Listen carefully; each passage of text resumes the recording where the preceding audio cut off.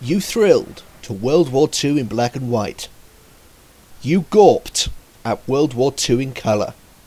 You pooed your pants over World War II in big screen Gore-vision. Now prepare to sit stony-faced through World War II in full interactive 3D. Yes, Mortyr is here, and it's well, it's not very good, really. It's about all you need to know. But don't tear this article out and hurl it into a big burning bin just yet. Carry on reading, and I will do my damnedest to keep you entertained. When the first Mortyr screenshots trickled down the news pipe and onto our monitor screens, everyone at PC Zone Towers said and thought the same two things. Thing number one, that looks a bit like a high-tech Wolfenstein 3D. And thing number two, it also looks a little bit tasteless. Funny that last bit. There have been countless war games and simulations set in the thick of World War II, yet nobody says anything.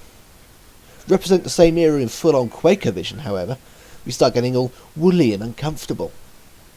Hundreds of thousands of people are killed during the average 20p one-player game of arcade shoot-em-up 1941. Nobody cares.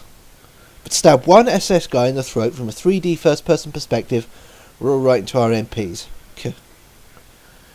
Perhaps it's because the Quake viewpoint really does cast you as the main protagonist, rather than merely letting you sit back and operate a tank or a plane by proxy.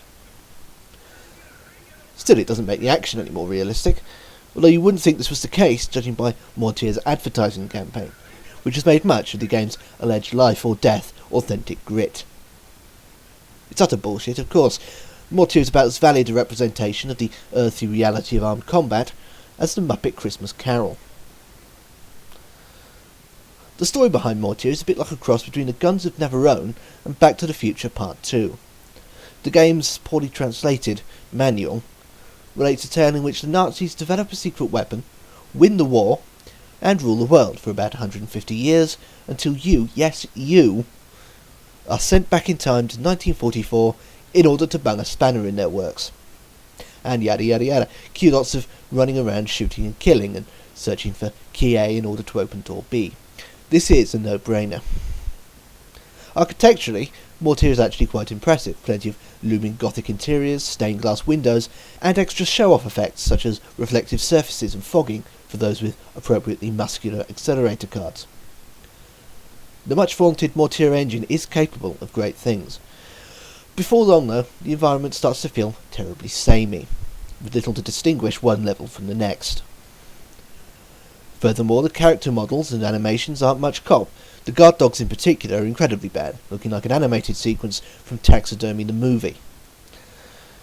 The sound effects don't help. Some of the Nazis actually say hello when you walk in the room, while the supposedly amusing comments, uttered Duke Nukem style by your character, appear to consist mainly of flat statements of fact delivered by a Dutchman.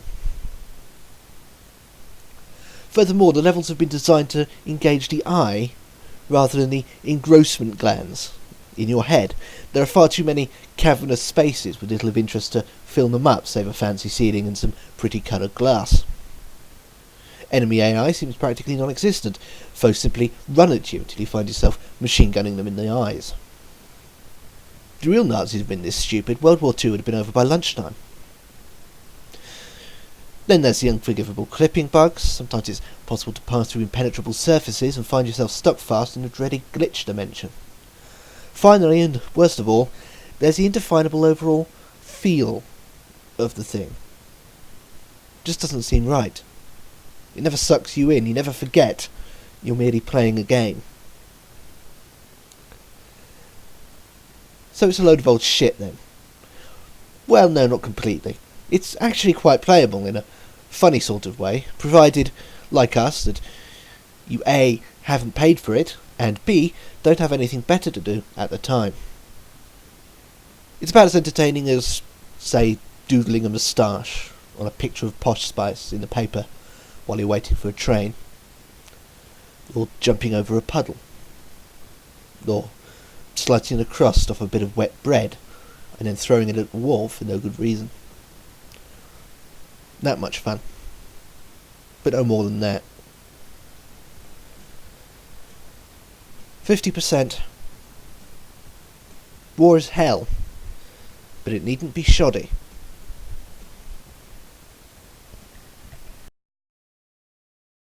Hitler was a sensitive man. Hitler was a sensitive man. Hitler